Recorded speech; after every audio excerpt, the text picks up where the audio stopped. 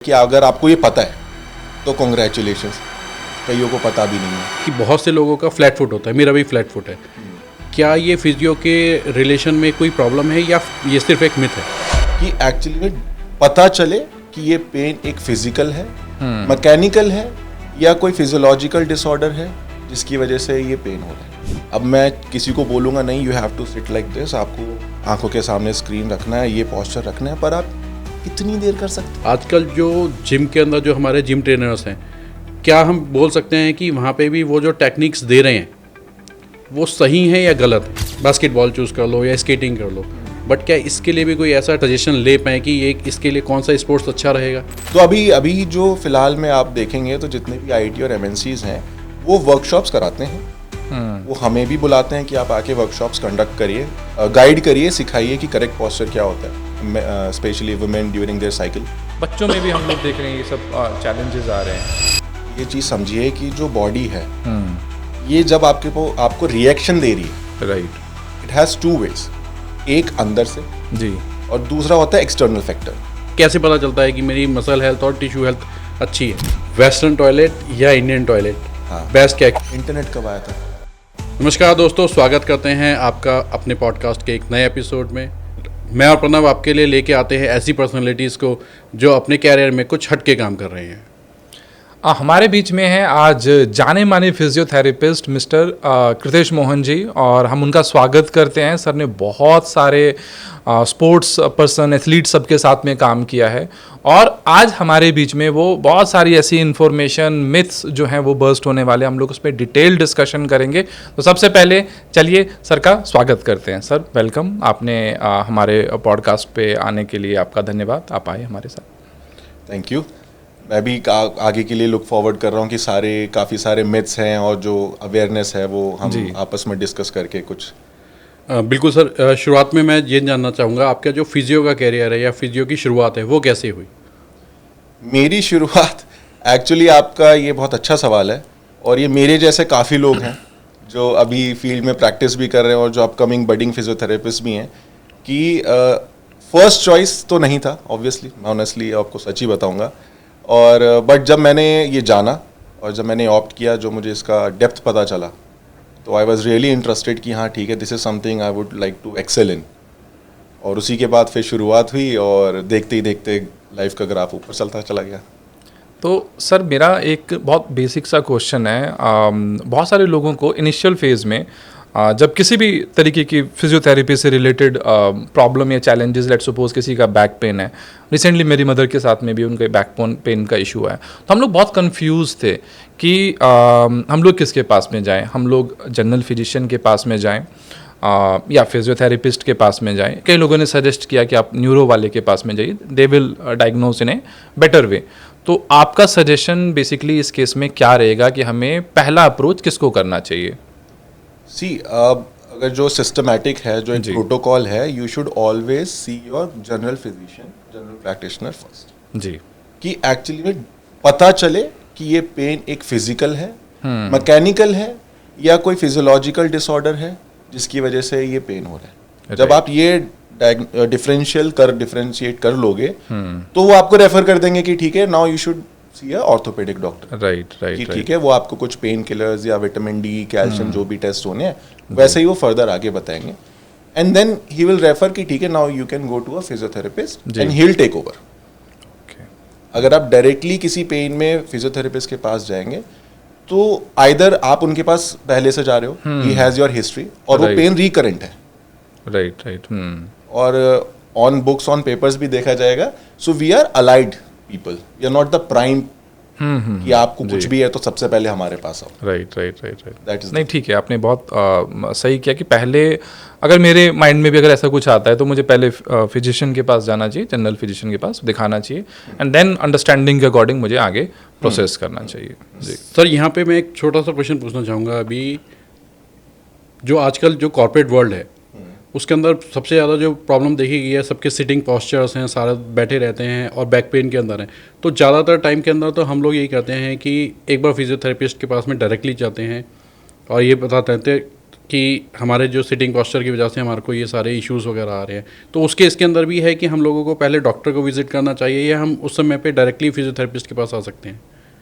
So, आपका जो पूछना चाह रहे हैं that is the office ergonomics, Yeah. कि आपका पोस्चर कैसा होता है कैसा नहीं होता। Right. तो अभी जो फिलहाल में आप देखेंगे तो जितने भी आईटी और एमएनसीज हैं वो वर्कशॉप्स कराते हैं, वो हमें भी बुलाते हैं कि आप आके वर्कशॉप्स कंडक्ट करिए, सेमिनार्स कंडक्ट करिए, जिसमें आप हमारे एम्प्लॉयज़ को गाइड करिए, सिखाइए कि करेक्ट पोस्चर क्या होता है, बीच में क्या कर सकते हैं, और मेन एंड वुमेन में क्या डिफरेंस है, किस चीज़ के लिए कर सकते हैं, specially women during their cycle, और you can say post pregnancy जो वापस आके ज्वाइन कर रहे हैं, और देर सब चल रहा है। तो उसके लिए जो चीज़ है वो that is ergonomics, that is not something you are already ill, या आप किसी चीज़ से परेशान हैं, बीमार हैं, वो एक पॉस्चर करेक्शन चीज़ है, उसको आप पॉस्चर करेक्ट करेंगे और थोड़ी बहुत एक्सरसाइजेस करेंगे, यू आर फाइन। तो सर्वाइकल पेन्स के भी जैसे बहुत सारे लोग कंप्लेन करते हैं, जो जैसे हम जैसे लोग भी आईटी के लोग जो 10-10 घंटे सिटिंग कर रहे हैं, तो उनके लिए कोई कुछ क्विक ऐसी चीज़ें जो उनको ध्यान रखना चाहिए कि ताकि, क्योंकि ये तो कॉमन हो गया है, बच्चों में भी हम लोग देख रहे हैं ये सब चैलेंजेस आ रहे हैं। सबसे पहले आप ये चीज़ समझिए कि जो बॉडी है ये जब आपको रिएक्शन दे रही है, right, it has two ways, एक अंदर से, जी, अंदर से आई मीन आपका फिजियोलॉजी, जी, जिसमें आपका न्यूट्रिशन, ये बहुत ज़रूरी है कि आप खा क्या रहे हैं, आप हेल्दी खा रहे हैं, आपका मसल हेल्थ कैसा है, आपका टिश्यू हेल्थ कैसा है, जी, करेक्ट। और दूसरा होता है एक्सटर्नल फैक्टर। एक्सटर्नल फैक्टर में आप कितनी देर बैठ रहे हैं, कितना ट्रैवल कर रहे हैं, जी, एक्चुअली में कुछ फिटनेस के लिए एक्सरसाइज कर रहे हैं नहीं कर रहे हैं, लाइफस्टाइल सेडेंटरी है, जी, स्क्रीन टाइम कितना है। अब मैं किसी को बोलूँगा नहीं you have to sit like this, आपको आंखों के सामने स्क्रीन रखना है, ये पोस्चर रखना है, पर आप कितनी देर कर सकते हैं? हाँ, वो 5-10 मिनट ही सर पॉसिबल हो पाता है, उससे ज़्यादा तो थोड़ी देर बाद आप हम तीनों को ही देख लीजिएगा कि हम अभी तो ऐसे अच्छे से अटेंशन में बैठे हैं, थोड़ी देर में हम भी थोड़ा ऐसे हो जाएंगे। तो वो है, और जब ये दोनों चीज़ों के ऊपर काम होता है, आप न्यूट्रिशन अच्छा रखें, मसल न्यूट्रिशन अच्छा रखेंगे तो उसका फटीग जल्दी नहीं आएगा, उसका एंड्योरेंस अच्छा रहेगा। थोड़ा बेसिक वर्कआउट करते रहिए, तो भी आपका एंड्योरेंस और स्टैमिना बढ़ता रहेगा। और जब आप बैठेंगे तो अभी तो नहीं बैठ पाएंगे, पर धीरे धीरे जब आपका मसल अच्छा रहेगा और वो आपके बोन्स को कैरी कर सकते हैं तो प्रॉब्लम भी सॉल्व हो जाती है। एक सर आपने अभी बताया जैसे मसल हेल्थ है और टिश्यू हेल्थ है, इसको अगर जानना है कि मेरी मसल हेल्थ कैसी है या टिश्यू हेल्थ कैसी है, इसके लिए कोई टेस्ट या कुछ ऐसा होता है, या ये प्रैक्टिस, मतलब कैसे पता चलता है कि मेरी मसल हेल्थ और टिश्यू हेल्थ अच्छी है? इसके लिए टेस्ट हैं, और हर कोई उसको ऑप्ट नहीं करना चाहेगा। तो अगर आप बेसिकली 2-3 चीज़ें हैं, आप अपने बॉडी का विटामिन डी, कैल्शियम, B12, ये 3 चीज़ें अप टू डेट रखिए, क्योंकि विटामिन डी जैसी कम होगा आपको लेथार्जी फील होगा, आलस सा आएगा, थकान सी महसूस होगा। विटामिन डी कम होगा तो आपका कैल्शियम एब्जॉर्ब नहीं होगा, तो बोन हेल्थ भी चली रहेगी। बाकी तो आपको पता ही है, प्रोटीन और ये सब चाहिए ये मसल्स के लिए, अमीनो एसिड्स वगैरह। तो अभी जो विटामिन डी का आपने बताया, विटामिन डी और ये जो B12 है, ये एक बहुत बड़ा कॉमनली आप अगर देख रहे होगे इंडिया के अंदर, खासकर अगर देखा जाएगा तो सबका, आज अगर कोई भी टेस्ट कराए तो उसका सबका कम माना जाता है, बट एक सर्टेन, और ये काफ़ी एज से कम आ रहा है। अगर मैं अपनी प्रैक्टिकली बातचीत करूँ, आपने बिल्कुल सही बताया, विटामिन B और 12 मैंने भी अभी टेस्ट कराया तो बहुत ही ज़्यादा कम था, बट मैंने अभी तो खैर मेडिकेशन उसके लिए कोई भी वर्कआउट नहीं किया।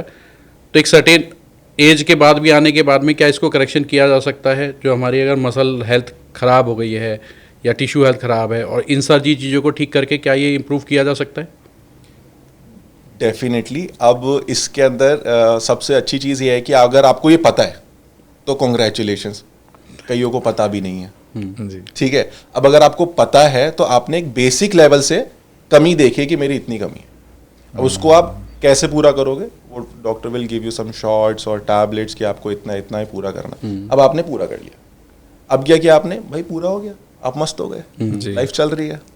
फिर 3 महीने बाद आपने देखा यार ये तो फिर चला गया, तो आप बार बार उस प्रोसेस को नहीं करना। वहां पे आप ऐड करोगे अपने डाइटरी और health supplements. That is for sure कि आजकल की लाइफस्टाइल में आप सारे सप्लीमेंट्स और न्यूट्रिशन सिर्फ खाने से पूरा नहीं कर सकते, तो आप अच्छे ऑर्गेनिक हेल्दी डाइटरी सप्लीमेंट्स अपने डाइट में ऐड करिए, ताकि ये जो कमी हो रही है ये इतनी बनी रहे, इतना नीचे ना जाए।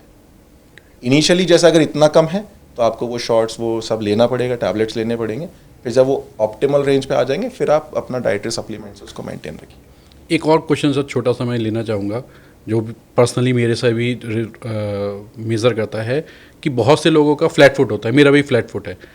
क्या ये फिजियो के रिलेशन में कोई प्रॉब्लम है या फ्लैट फुट और ये जो नॉर्मल फुट बोला जाता है इन दोनों के उसके अंदर कोई फ़र्क है या ये सिर्फ एक मिथ है? फ्लैट फीट की बात करें और नॉर्मल फीट नॉर्मल फीट की बात करें, ये बहुत, अब हम आई गेस हम तीनों ही साइंस के जी जी बैकग्राउंड से हैं, तो फिजिक्स में आपने प्लेन्स एंड एक्सेस पढ़े होंगे। जी बिल्कुल करेक्ट। सो जो हमारी अपर बॉडी का वेट है वो इक्वली दोनों पैरों में जाके बैफिकेट होता है और नीचे जाके वो नीचे एंकल्स पे चला जाता है। अब अगर नीचे से एंगल फ्लैट हो गया तो जो मेरे नीज हैं वो अंदर की तरफ जाएंगे। ओके। अब नीज अंदर की तरफ जाएंगे तो वो मेरे पीछे बैक पे उसका इफेक्ट आएगा, डिसफंक्शन आएगा, मैकेनिकल डिसफंक्शन, तो मेरे बैक में भी पेन आएगा। सो आपका एक फ्लैट फीट से बैक पेन हुआ, नी पेन हुआ और आपका एंकल पेन। ओके। और अगर आपका आर्च नॉर्मल है तो सब नॉर्मल। ये तीनों ही समस्या मेरे साथ है। ये कॉमन है। अभी क्या है कि शुरू में किसी को अच्छा फ्लैट फीट है तो वो एंकल तक ही सीमित रहते हैं, पर अगर आप एक फिजियोथेरेपिस्ट के पास जाएंगे एंड एक थोरो असेसमेंट कराएंगे तो जो मैकेनिकल असेसमेंट होता है, see pain is just a sign when a body is telling you कि भाई समथिंग इज रॉन्ग। जब उसका थ्रेशोल्ड क्रॉस हो गया, जब तक वो कर सकती थी उसने किया, बट जब थ्रेशोल्ड क्रॉस हो गया, now you are in pain कि भाई अब मुझसे नहीं हो रहा है, मैं something is wrong, then you go to doctor और उसके बाद में वो चेकअप होता है। तो सर फ्लैट फुट को करेक्शंस के लिए भी कुछ सॉल्यूशंस हैं? हाँ बिल्कुल है। अगर आप फ्लैट फीट के लिए जाएंगे तो आपके कस्टमाइज्ड इंसोल्स आते हैं, ओके। जो आप ही के आर्च के हिसाब से, आपके बॉडी वेट के हिसाब से, आपकी एक्टिविटी के हिसाब से डिज़ाइन करके बनाए जाते हैं। और आजकल वो 3D प्रिंटिंग भी आ गई है, तो that is very affordable and economics दोनों। अगेन इस चीज़ के लिए हमारे को फिजियोथेरेपी के पास जाना है, सो दे विल गाइड अस कि आपके लिए क्या चीज़ बेस्ट रहेगी इस फ्लैट फुट की प्रॉब्लम को रिजॉल्व करने के लिए। फिजियोथेरेपिस्ट एक ओवरऑल काम कर सकता है उसमें करेक्शन के लिए, रिहैबिलिटेशन के लिए, बट अगर आप सिर्फ फीट की बात करेंगे और एंकल की बात करेंगे तो आपके लिए जो डॉक्टर्स हैं वो आर पोडियाट्रिस्ट, ओके, जो इसके लिए एक्सपर्ट है। हम क्या करेंगे, जो आपकी नीज अंदर हुए, जो आपकी हिप जॉइंट पे एंगल डिफरेंट हुआ, जो एक्सटर्नल और इंटरनल रोटेशन डिफरेंट हुआ, वो हम थ्रू एक्सरसाइजेस, पर्टिकुलर एक्सरसाइजेस की मुझे हिप के एक्सटर्नल रोटेटर्स के ऊपर काम करना है ताकि वो पैर जो अंदर गया है ये स्ट्रेट हो सके, बाहर आ सके। सिंपल फिजिक्स है। ये चीज़ टाइट हो रही है तो इसको लूज करना है, इसको टाइट करना है, तो उसके लिए एक्सरसाइज करनी है। ये हम वाया फिजियोथेरेपी करेक्ट करेंगे और वो आर्च उसको दोबारा ना हो, जो कस्टमाइज इंसोल है वो उसमें हेल्प करेगा। मैं थोड़ा सा क्योंकि आपने सर बहुत सालों तक स्पोर्ट्स या एथलीट्स को आपने उनके साथ में वर्कआउट किया है, तो एक जो हमने देखा है कि एज ए स्पोर्ट्स पर्सन, जब पहले देखते थे हम लोग कि किसी स्पोर्ट्स पर्सन को जब इंजरी होती थी तो उनका करियर कहीं ना कहीं पूरी तरीके से ख़त्म हो जाता था। आज से 10 साल 15 साल पहले, मैं क्रिकेट को बहुत फॉलो करता हूँ, इंडिया में बहुत सारे लोग फॉलो करते हैं, बहुत सारे फेवरेट प्लेयर, अच्छे फास्ट बॉलर हमने देखा है, उनको ये प्रॉब्लम्स रहती थी, कुछ प्रॉब्लम आई तो उनका करियर कहीं ना कहीं एंड हो गया। बट आजकल हम लोग देखते हैं, जैसे बहुत सारे एग्जाम्पल हैं, हार्दिक पांड्या का एग्जाम्पल है, जसप्रीत बुमराह का एग्जाम्पल है। जसप्रीत बुमराह का मैंने देखा था जब ऑस्ट्रेलिया सीरीज हुआ था तो उनको मैच मिस करना पड़ा, एंड समहाउ अभी रिसेंटली चैंपियंस ट्रॉफी भी उन्होंने मिस किया। बट अगेन अभी उन्होंने रिसेंटली IPL में कम बैक किया, और हार्दिक पांड्या ने भी इतने मेजर प्रॉब्लम के बाद कम बैक किया। तो ये कैसे पॉसिबल हो पाता है इतने कम शॉर्ट ड्यूरेशन में, क्योंकि 1 साल 1.5 साल में वो लोग कम बैक कर जाते हैं। पहले तो मतलब कह दिया जाता था, इवन अभी भी बुमराह के बारे में ये कह रहे थे कि अभी इनका करियर पूरी तरीके से खतरे में, अब नहीं वापस कर पाएंगे। ये प्रोसेस होता कैसे है? कभी हमारे ऋषभ पंत जी हाँ, बहुत मेजर एक्सीडेंट, बिल्कुल लाइफ एंड डेथ का सिचुएशन था। जी जी जी, और हम देख रहे हैं कितना अच्छा खेल रहे हैं वो, एकदम से बीइंग कैप्टन भी वो प्ले कर रहे हैं, तो बहुत बहुत सही रिकवरी हुई है। तो ये रिकवरी इतनी फास्ट स्मूथ कैसे हो पा रही है? क्या प्रोसेस इसके पीछे पे वर्कआउट कर रहा है? इसमें पूरा का पूरा आप देखोगे तो जो स्पोर्ट्स इंडस्ट्री है, it's growing and it's developing, right. और स्पोर्ट्स इंडस्ट्री में एक प्लेयर के पीछे बहुत सारे डिपार्टमेंट्स होते हैं जो उसको वहां पे बनाए रखने के लिए। राइट। तो वो पहले बात तो हम उसी में लैग करते थे। अब धीरे धीरे वो डिपार्टमेंट्स अपग्रेड हो रहे हैं, वो ग्रो कर रहे हैं, नए नए एविडेंस बेस्ड प्रैक्टिसेस आ रही हैं, न्यू टेक्नोलॉजीज आ रही हैं, तो वो उस एक पर्टिकुलर प्लेयर के लिए ही आ रही है जी। तो जो चीज़ें पहले नहीं थी अब अवेलेबल हैं, उनके लिए डेडिकेटेड, अब आप देखेंगे कि अब डेडिकेटेड टीम फिजियो रहता है, स्पोर्ट्स मेडिसिन रहता है, पर्सनल मसूस रहता है, और कोच अलग रहता है। इवन छोटी सी कुछ प्रॉब्लम होती तो तुरंत फिजियोथेरेपिस्ट वहाँ से ग्राउंड में आते हैं, उनको एक बार चेक करते हैं एंड देन जी जी जी। और पहले जो हमारे आप देखेंगे अभी भी क्या होता है कि एक फाइन डिफरेंस होता है कि जहाँ कोच विल पुश करना है, नहीं इतने राउंड्स करने हैं, इतने पुशअप्स करने हैं, इतने शूट्स करने करना है, जी, वो कोच पुश करेगा और नॉर्मल आदमी को अपनी बॉडी को पुश करना पड़ेगा, Right. अभी वो एक एक्स्ट्रा ऑर्डिनरी प्लेयर बनेगा। But there is a fine line, और वो फाइन लाइन वो पूरा पैनल डिसाइड करता है जिसमें डॉक्टर रहते हैं, स्पोर्ट्स फिजियो रहते हैं, Right. कि इसकी बॉडी का फटीग लेवल इतना है, एंड्योरेंस, वो पूरे टेस्ट होते हैं। अब उसके बाद में अगर वो पुश करेगा then he is prone to injury. अब ये सब हमें पता है, पहले क्या था पता ही नहीं था। हाँ, राइट। पहले तो वो देसी थे ना, हाँ भाई चलो चक्कर लगाने हैं, ये करना है, जी सर, वो कर रहे हैं। उसके बाद में वो फटीग में है, वो खेलने गए, इंजरी हो गई। अब इंजरी से रिकवर करना है तो उन्हें पता ही नहीं है कि कौन सी चीज़, मे बी पता होगा, maybe I am not aware, but आज के मेजर्स और मेथड्स में आई डोंट थिंक कि पहले उतने थे कि आप डिसाइड कर सको you are fit to go back to sports. Right. एक और सर क्वेश्चन, ये इस आंसर से मेरे को ये समझ में आया, जैसा आपने बताया कि हमारे पास ऐसे टेस्ट हैं जो पॉसिबल है, जो स्पोर्ट्स वाले लोग ले रहे हैं कि किस लेवल तक उसको वर्कआउट करना है। तो आज सारे पेरेंट्स अपने बच्चों को किसी ना किसी स्पोर्ट्स में डालते हैं कि मेरे को एक एक्स्ट्रा एक्टिविटी करानी, मेरी डॉटर है उसके लिए भी मेरे को अगर गेम या स्पोर्ट्स चूज़ करना है तो मैंने कहा बेटा आप बास्केटबॉल चूज़ कर लो या स्केटिंग कर लो।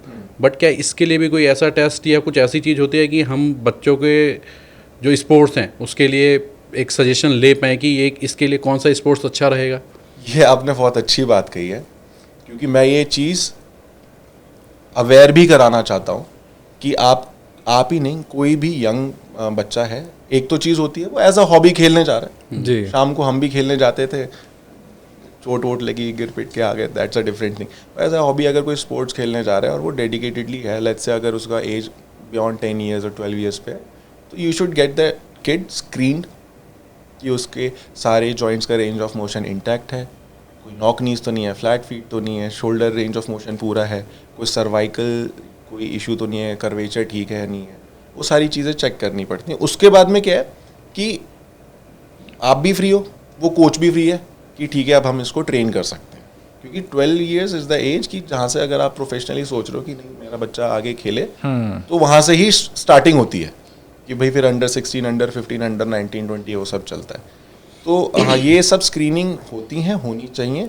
और हम जैसे एकेडमी में थे, I was in NB academy, so हम ट्रायल से पहले भी स्क्रीन करते थे और ट्रायल लेने के बाद भी स्क्रीन करते थे, पूरा उनका चेकअप होता था, और वो सब स्क्रीनिंग क्लियर होने के बाद ही they were suppose to be practising on the court. वो पैर नहीं रख सकते उसको। तो सर मैं यहाँ पे ये ज़रूर बोलूँगा कि जो आजकल सोसाइटीज़ के अंदर बहुत सारे मतलब जो हाई राइज सोसाइटीज़ हैं नोएडा के अंदर या कहीं पे भी, वहाँ पे अलग अलग ना स्पोर्ट्स वाले आते हैं, लोग कोचेज़ आते हैं, कोई बास्केटबॉल सिखा रहा है, कोई फुटबॉल सिखा रहा है। बट आज तक किसी कोचेज़ ने भी, मैं भी अपने पर्सनल काफ़ी कोचेज़ से मिला हूँ, कभी भी किसी ने ना ये एडवाइस नहीं किया जैसे आपने आज एडवाइस किया है। मैं डेफिनेटली इसको इम्प्लीमेंट करूँगा कि आप अपने बच्चे की पहले स्क्रीनिंग कराओ।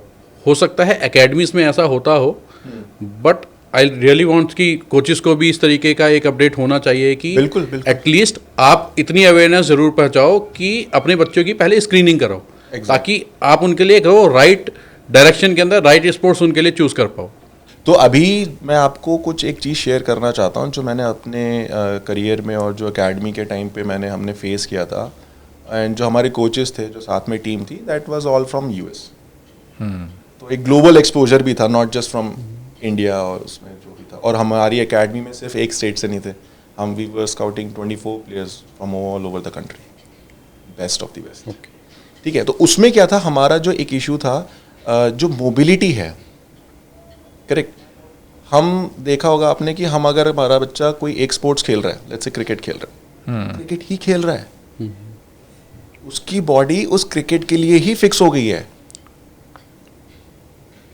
इंस्टेड होना ये चाहिए कि दैट वन पर्टिकुलर प्लेयर और किड अगर क्रिकेट खेल रहा है थोड़ा फुटबॉल भी खेले, बास्केटबॉल भी खेले, स्विमिंग भी करे, ताकि कंप्लीट बॉडी का जो रेंज ऑफ मोशन और जो फिटनेस है वो बनी रहे। करेक्ट। अभी आपने देखा होगा जो हमारे ट्रेनिंग सेशंस भी होते होंगे क्रिकेट में, काफ़ी पुराने से देख रहे होंगे, वो लोग फुटबॉल भी खेलते हैं, फुटबॉल भी खेल रहे हैं, है ना? हमें लगता था शॉक की वजह से खेल रहे हैं। That's a part of training, okay, कि ताकि बॉडी मल्टी एक्जियल रहे, उतनी एजाइल रहे, उतने रिफ्लेक्सेस अच्छे रहें, ताकि वो एक पर्टिकुलर उस पर ना अटकी रहे। और मोबिलिटी की बात करें तो थोड़ा आपको सुनने में बड़ा वो लगेगा, पर आपके आंखों के सामने है ये। अगर हम अपने 90s में जाएं तो जो हमारे कम्बोर्ड्स थे, दोज वर इंडियन स्टाइल, वो हमारी हिप मोबिलिटी के लिए बेस्ट थे। आज उसी को लोग योगा में यूज करते हैं डिफरेंट आसन के नाम से। अब वो चेंज हो गया, अब वो खत्म हो गया। अब जो प्रॉब्लम वेस्टर्न कंट्रीज में उनके प्लेयर्स के लिए थी वो ये थी कि उनकी हिप मोबिलिटी नहीं होती थी और हमारे प्लेयर्स की थी, और अब वो धीरे धीरे हमारे पास आ रही है क्योंकि हमारी हिप मोबिलिटी ही कॉम्प्रोमाइज हो रही है। तो ये जो आपने एक अभी अपने बच्चे के लिए जो सवाल पूछा था, उसमें ये मैं ऐड ऑन करना चाहूँगा कि सिर्फ एक ही एक्टिविटी या एक ही स्पोर्ट के ऊपर ना रहें, उसको 2-3 स्पोर्ट में रखें, ताकि बॉडी उतनी ही अच्छे से ग्रो करे, उतनी ही अच्छे से रिफ्लेक्सेस आएँ और उतनी अच्छे से आगे एज अ फिटनेस लेवल पे निकल। आप ही के सर इसी उससे एक क्वेश्चन अभी जस्ट समझ में आ जाए तो, वेस्टर्न टॉयलेट या इंडियन टॉयलेट बेस्ट क्या है? क्योंकि इंडियन टॉयलेट के अंदर फिर एक और प्रॉब्लम जो कॉमनली इंटरनेट पे आती है या कुछ पे आती है कि उससे फिर हमारे नीज में इशू आता है। क्या ये मिथ है?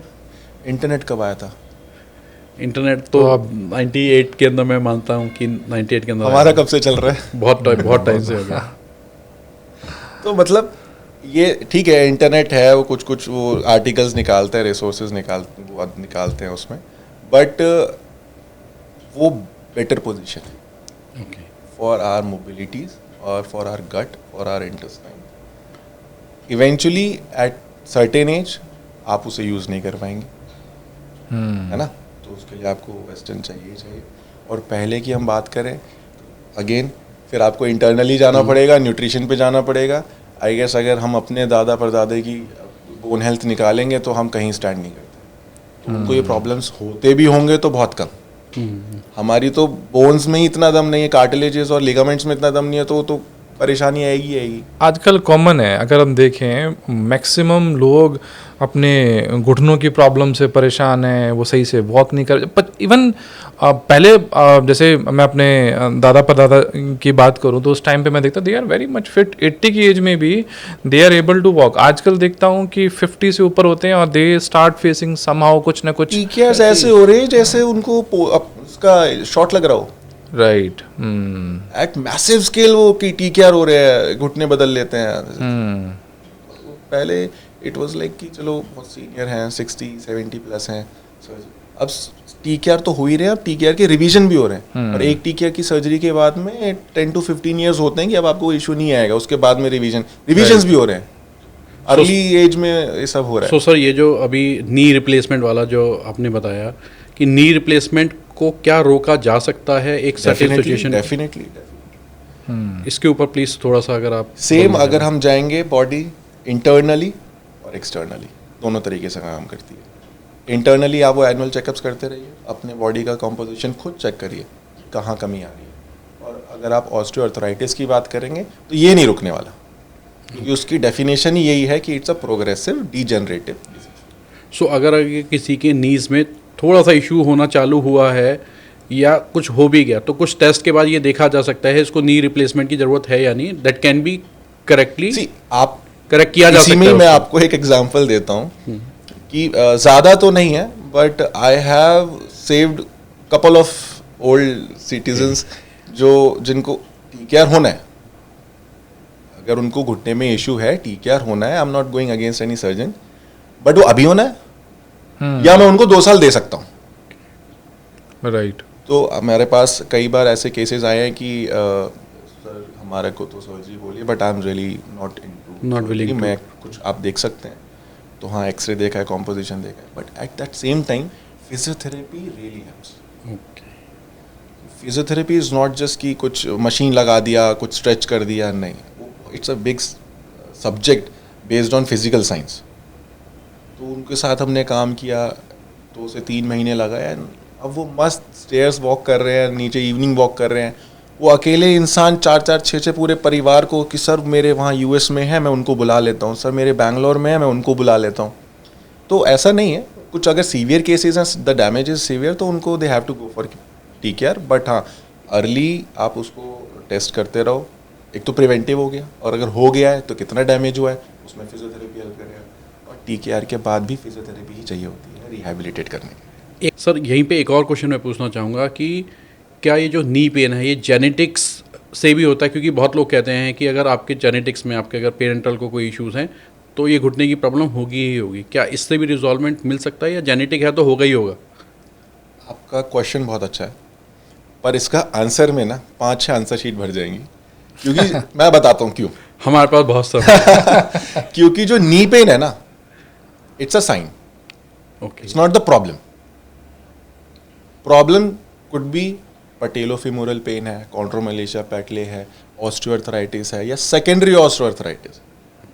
ऑस्टियोआर्थराइटिस में भी 2 पार्ट हैं। एक तो प्राइम है कि भाई आपका अगर जैसे डायबिटीज़ है, थायराइड है, फैमिली में चल रहा है, तो ऑस्टियोआर्थराइटिस भी आपको छोड़ेगा नहीं। बट आप ऑस्टियोआर्थराइटिस को शील्ड कैसे कर सकते हो कि भाई थोड़ा रुक जा, मैं अपने आप को बचा रहा हूँ।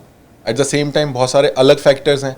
आप ऑस्टियोआर्थराइटिस को तो बचाने के लिए सब कर रहे हो, बट आपने अपने शुगर पे ध्यान नहीं दिया, अपने बॉडी वेट पे ध्यान नहीं दिया, थायराइड पे ध्यान नहीं दिया, तो वो आपको फिर लेके आ जाएगा सेकेंडरी ऑस्टियोआर्थराइटिस कि आपने शुगर ध्यान नहीं दिया, आपका वेट बढ़ गया, आपने वर्कआउट अच्छे से नहीं किया, अब वो सारा का सारा वजन कहाँ जाएगा? घुटने पे जाएगा। वो घुटने पे जाएगा तो वो जो दोनों जॉइंट्स पे दोनों के बीच में स्पेस है वो कम होगा, कार्टिलेज घिसेगा, बोन टू बोन फ्रिक्शन होगा, लो डिजनरेशन, आगे अर्थराइटिस बैकडोर एंट्री से। यहाँ पे तो ये आंसर के बाद तो मेरे को वो जॉनी LLB का ना डायलॉग याद आ रहा है, या अल्लाह इतना भी होता है। उसमें बहुत है, क्योंकि नी पेन सिर्फ आपने बोल दिया कि आप नॉर्मली इंसान बोलते कि मेरे घुटने में दर्द है, फिर जब हमारे पास आते हैं सर घुटने में तो दर्द है, आप सिकाई कर दो, ये कर दो, डॉक्टर साहब ने लिख दिया। नी पेन है क्यों? अब आप दोनों टेस्ट करके देख लेना, साइड में IT बैंड होता है, आपको कभी प्रॉब्लम नहीं हुआ ना। अभी आप खुद घर पे जाके इसको बस ऐसे प्रेस करके देखना, हार्डली 2 बार आप आउच कर दोगे। अभी टाइट है, ये टाइट है तो मैकेनिक्स चेंज हो गया। आपका जो कैप होता है वो नॉर्मली एक रिज पे स्मूथली ग्लाइड करता है, वो थोड़ा ही दर्द हुआ, वो बोन टू बोन फ्रिक्शन होगा, फिर पेन आएगा। जो कहते हैं ना कि बैठ के खड़े होने में बहुत एकदम से चुभता है, वो अर्थराइटिस थोड़ी है। मैं ये ज़रूर बोलना चाहूँगा अपने व्यूअर्स को, इस पॉडकास्ट को बहुत शांति से देखना, क्योंकि इस पॉडकास्ट को कंप्लीट होने के बाद आप सबसे पहली कॉल अपने फिजियोथेरेपिस्ट को करोगे। जी बिल्कुल, जितना हम तो कोशिश करते हैं, जितना नॉलेज और जितना आप बता सकें। एक कॉमन प्रॉब्लम हम लोग देखते हैं, जैसे आपने ऑब्वियसली इसकी बात की, बाकी और भी बहुत सा जैसे बॉडी पार्ट्स में कई बार हम देखते हैं, और मेरे कुछ जानकार लोग हैं, दोस्त हैं, हम लोग देखते हैं कि उनके पेन होती है कई बार। लेट सपोज यहाँ पे उनको शोल्डर में चोट लगी, रिकवर मतलब 2-3 महीने में रिकवर, दे स्टार्ट फीलिंग कि हाँ अब सब ठीक है, नॉर्मल है। बट सडनली जैसे हवा चली, हम लोग कहते हैं कि भाई हवा चलती है तो पेन हो रहा है, या फिर थोड़ी सी मौसम चेंज हो गया, लेट सपोज वेदर ठंडी आने लग गई, तो उनको पेन फिर से बढ़नी स्टार्ट हो जाती है। तो वो फेज़ क्या होता है, और उस पेन को जाने में, क्योंकि अभी लेट सपोज लास्ट ईयर चोट लगी है, तो कई बार देखा है कि हमने 1-2 सालों में, 3 सालों में, बट क्या उसका एक राइट एग्जैक्ट टाइम फ्रेम क्या होता है जब वो पूरी तरीके से वो पेन हील हो जाता है, या फिर वो पेन होता क्या, उसका रूट कॉज क्या है? इसको अगर मैं एक्सप्लेन करूं तो जो पेन है, वो जो पेन की बेसिक फिजियोलॉजी ये है कि वो आपके नर्व से हो रही है। राइट। नर्व अंदर जो बॉडी का न्यूरो सिस्टम है वही आपको बताता है कि आपको पेन हो रहा है। करेक्ट जी। अब आपका जो चोट लगी, आपकी जो डैमेज हुए, उसमें आपका मसल जाएगा या आपका बोन जाएगा। नर्व पे कोई ध्यान देता है? नहीं देता, बिल्कुल। नर्व भी जाती है। करेक्ट, तभी आपको इतना दर्द वगैरह होता है। अब होता क्या है कि चलो जो फिजिकल रिकंस्ट्रक्शन है, टिश्यू हील हो गया, बोन हील हो गई, उनका फिक्स टाइम है कि भाई हम इतने टाइम में हील हो जाएंगे। आपने ये कुछ मेडिकेशंस लिए, आपने कुछ सप्लीमेंट्स लिए, और आजकल PRP और GFC भी शुरू हो गया है, तो फास्ट हो जाता है। ठीक है, बट जो न्यूरॉन्स हैं, वो जो नर्व्स हैं, आपने देखा होगा कि एक ऑर्थोपेडिक कंडीशन ऐसे ठीक होती है, बट एक पार्किंसन हो गया, स्ट्रोक हो गया, इट टेक इयर्स। राइट। तो जो ट्रॉमा होता है या जो इंजरी होती है वो फिजिकली आपको इंटैक्ट दिखेगा, बट वो जो ब्रेन का न्यूरल कनेक्शन है और जो पेन सेंसेशन है उसको पूरा हील होने में इट टेक्स टाइम। एक जब टाइम जब उसको ट्रिगर होगा वो आपको ट्रिगर करेगा। फिर भी एक सर्टेन टाइम फ्रेम का आपको क्या लगता है कि नॉर्मल केसेस में, क्योंकि अब जैसे बॉडी वाइज अगर मैं बात करूं 20 साल के जो यंग होते हैं उनका एक टाइम फ्रेम अलग होता है, और वही सेम प्रॉब्लम अगर आप थोड़े से एज ग्रुप में ले जाएं 40 से 60 साल के या उससे ऊपर एज इसका को ले जाएं। बहुत सिंपल सा ग्राफ और स्केल है। हमारी बॉडी बचपन से ग्रो करती है, राइट। ग्रो करती है ग्रोइंग स्टेज में, जी। फिर एक टाइम पे आके वो डीजनरेट होती है। दैट इज कॉल्ड कि भाई सीनियर सिटीजन हो गए, ओल्ड हो गए, Right, सब right. कुछ ग्रो किया फिर नीचे गया। तो वो आप जिस स्पैन में हो, अर्ली में हो, ग्रोथ बहुत फास्ट होती है, Right. जल्दी होती है, 18-20 पे बहुत अच्छी होती है, आप यंग होते हो, अच्छा डाइट रहता है, न्यूट्रिशन अच्छा रहता है और अच्छा होता है, फिर आप 30s पे जाते हो, फिर 40s, तो धीरे धीरे धीरे धीरे धीरे कम होता है। तो एज का इम्पैक्ट इस पे है। वो गॉड्स टाइमलाइन है। हाँ, राइट। सर एक और चीज़ देखी गई है कि जो इंजरी मेरे को अपनी 30-35 की एज के अंदर हुई है वो मेरी हील भी हो गई, सारी चीज़ रिकवर भी हो गई, सब चीज़ परफेक्ट हो गया, बट बहुत बार ये बोला गया है कि ये दर्द आपको आपकी जब सीनियर सिटीजन की एज के अंदर आओगे वहाँ पे आपको ये अगेन पेन देगा। ऐसा क्यों बोला गया है और ऐसा होता भी क्यों है? प्रैक्टिकली ये देखा गया है ऐसा होता है? नॉट इन एवरी कंडीशन, ज़रूरी नहीं है कि होगा ही होगा। वो कहते हैं ना 10 में से 9 को हुआ है तो वो हो जाता है कि ऐसा होगा ही होगा। और अगर साइंस की बात करेंगे तो सेम, आपने हील कर लिया, आपने स्ट्रेंथ ले लिया, आपने सब कुछ कर लिया, now you are fit and fine, but फिर in the end body degenerate कर रही है।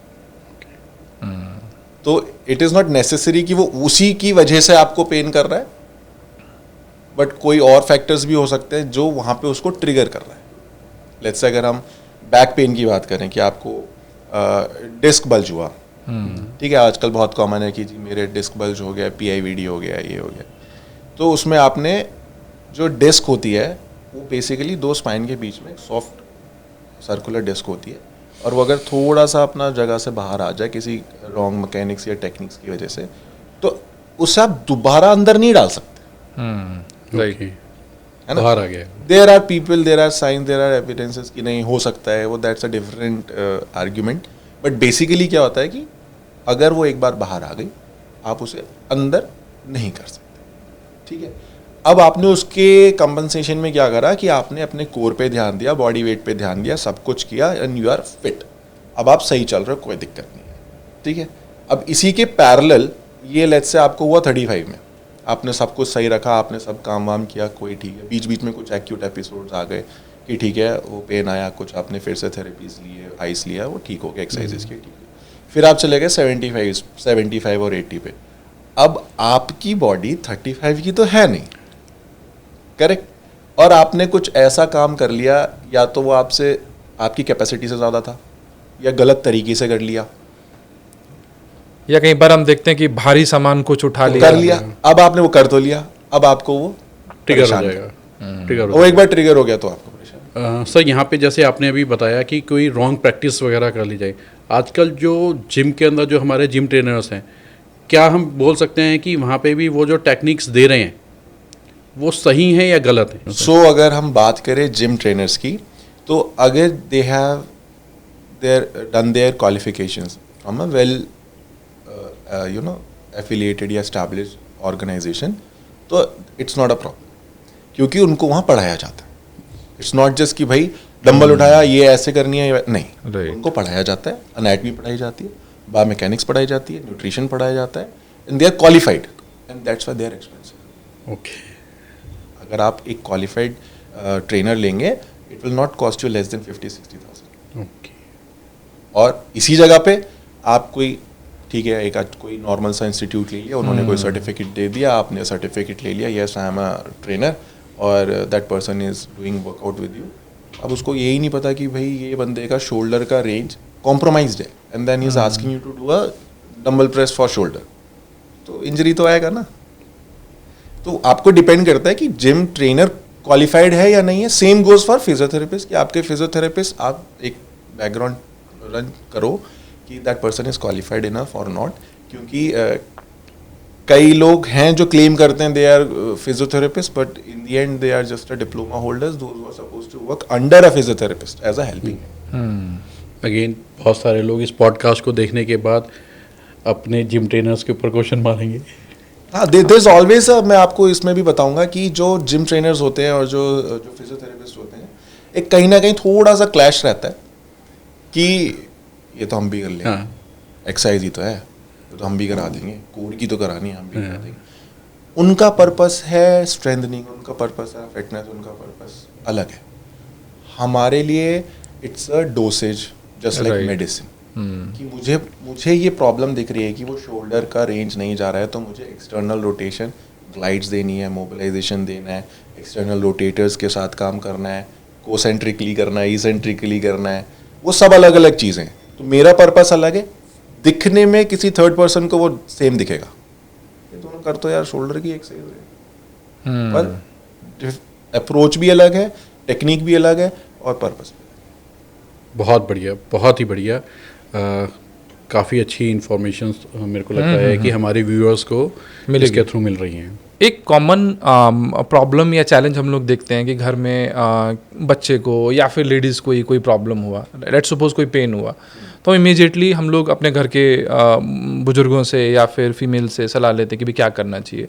तो दे सजेस्ट कि भाई ऑयल से कर दो या लहसुन का तेल लगा के मालिश कर दो, कोई और तेल पर्टिकुलरली ले आओ और आप उसको कर दो, या फिर किसी पड़ोस से किसी जो स्पेशलिस्ट होती हैं उनको बुला के आप बढ़िया से मालिश करवा दो तो ये ठीक हो जाएंगी. लेकिन वो करने के बाद कई बार हमने देखा है कि ऐसी कंडीशन हो जाती है कि आपको उनको इमीडिएटली हॉस्पिटल ही लेके जाना पड़ जाता है. तो पेन इतनी ज़्यादा कई बार तेज हो जाता है, जो पेन जो स्मॉल समहाउ मैनेजेबल भी था वो मैनेजेबल भी नहीं रहता. तो उसके लिए आपका क्या? अब इसमें तो सबसे पहले तो इतनी बड़ी इंडस्ट्री आपने एड्स में देखा होगा. राइट.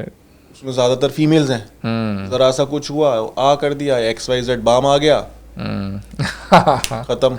जी जी. राइट. तो ठीक है, कुछ कुछ एक्यूट कंडीशंस होती हैं जिसमें छोटा मोटा कुछ मसला आ गया तो आप वो कर सकते हो, बट नॉट एंटायरली कि नहीं बस जो हमारे ओल्ड स्कूल नुस्खे हैं कि कुछ भी है तो ये डिफरेंट वैरायटी के ऑयल्स हैं ये हमने बनाया है. और आप देखोगे रील्स में भी बड़े वो वॉइस ओवर ये मिलाइए और ये 10 दिन में गायब. ऐसा नहीं होना चाहिए क्योंकि कई चीज़ें हैं जो कॉन्ट्राइंडिकेटेड है, आप ना करें.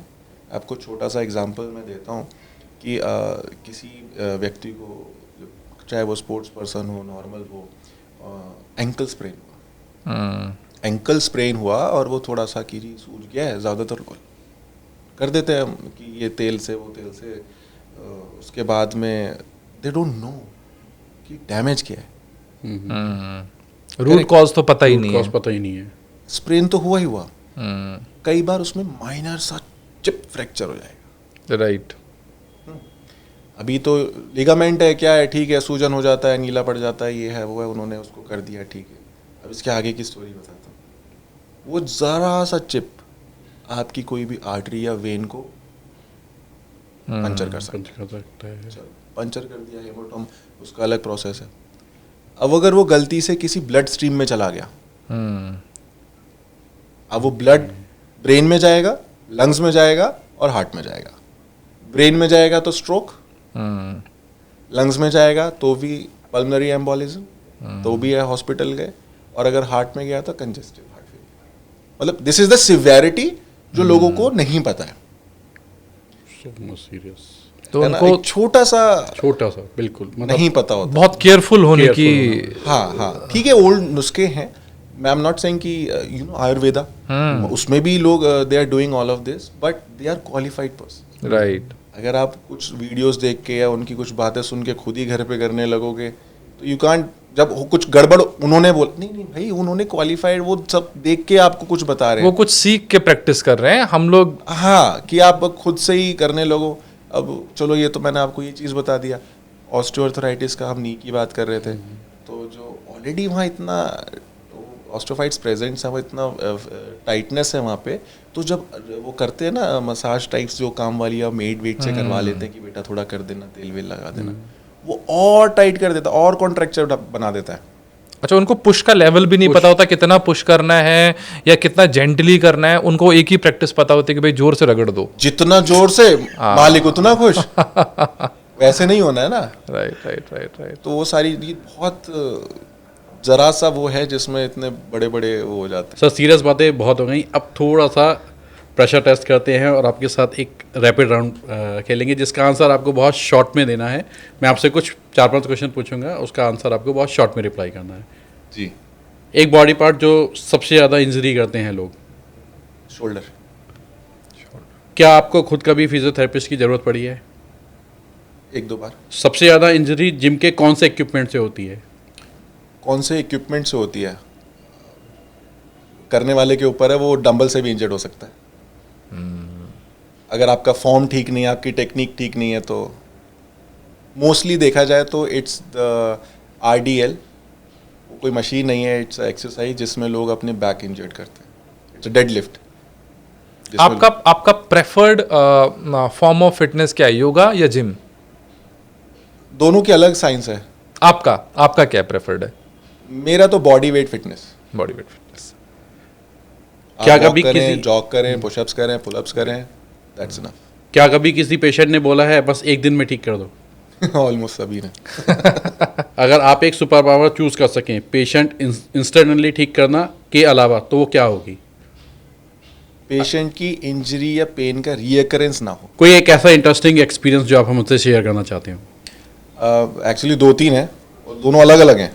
तो पहला मैं आपसे बताऊंगा कि there was one old lady, she was a patient of mine, she had multiple problems in joints. तो मैंने उनको बोला आप मेरे को 3 to 6 months का टाइम दो और हम इसको प्रॉपरली रिहैब प्रोग्राम बना के काम करेंगे। And she stood by. उन्होंने 6 months दिए, अच्छे से किया। एंड फिर कोविड हुआ। कोविड में वो इतने ज़्यादा अच्छे से हुए कि बीच में उन्होंने अपने बेटे को भी रेफ़र किया जो आउट ऑफ कंट्री थे, वो भी आके देख के गए। उनको मेनिस्कस था, वो नॉन ऑपरेशनल, हमने उनको ठीक किया। पोस्ट कोविड उनका बेटा इतना खुश था कि मेरे को वीडियो में आप टेस्टिमोनियल देखेंगे हमारे उस पर, कि वॉज सो हैप्पी कि मैं बहुत खुश हूँ, मेरा नी अच्छा है, I am able to play football and this and that. फिर इन्होंने मेरे मदर के साथ ऐसा काम कर दिया है, now she is that much fit कि जो मैं नहीं कर सकता वो कर देती हैं। बोला ये तो कमाल ही हो गया। तो एक ये एक्सपीरियंस है कि अगर एज मैटर नहीं करता, अगर आप सही उस पर चलेंगे, प्रोटोकॉल पे, रिहा प्रोग्राम पे, तो आपकी फ़िटनेस ज़रूरी नहीं है कि उतनी रहे, आप काफ़ी लोगों को बीट कर सकते हैं। सेकंड था कि आउट ऑफ ऐसे ही हम क्लिनिक पे बैठे थे and I was doing some work, तो एक पर्सन आते हैं और उनको मैंने देखा कि ठीक है इनको कुछ नी का और एंकल का प्रोग्राम देना है। उनको प्रोग्राम दिया, सब कुछ हुआ, उन्होंने सब प्रोग्राम फॉलो किया एंड देन ही सेड कि आई हैव टू गो, तो मैं 1-2 दिन ही आ सकता हूँ। तो मैंने उनका प्लान बनाया। Later on I found out that he is a big shot television star. Oh, but मुझे नहीं पता था। तो उन्होंने भी काफ़ी वर्ड ऑफ माउथ इंडस्ट्री में बताया कि हाँ he is a good person. तो ऐसे काफ़ी किस्से हैं। चलो मैं आपको ना एक बहुत फ़नी फिजियोथेरेपिस्ट और मतलब क्लाइंट के बीच का फ़नी इंसिडेंट बताता हूँ। सो बेसिकली हम हेल्प करते हैं लोगों को आर्ट्स के लिए भी, कस्टमाइज इंसोल्स के लिए भी। So there is one female जो आती हैं कि सर हमें ऐसे ऐसे, मैंने उनको थॉरोली असेस किया कि ठीक है आपका आज का प्रॉब्लम है इसी वजह से नी में और बैक में। तो बेसिकली वो स्क्रिप्ट बन जाता है क्योंकि हमें पता है, हम पेशेंट से पहले उन्हें बता रहे होते हैं आपको ये पेन है, ये पेन है, ये पेन है। हाँ, मॉर्निंग में होता है, आफ्टरनून में नहीं होता, थोड़ी देर चलने के बाद सब पता है। तो वो हाँ हाँ हाँ ठीक है ठीक है ठीक है, सब कुछ चल रहा है। और उसके बाद में उनके हस्बैंड आते हैं, इतना बड़ा कोई बैग सा लेके, ठीक है भाई कुछ होगा। तो उन्होंने रख दिया, ठीक है। फिर ओके सर हमें ना ये जो इंसोल है ये चलेगा?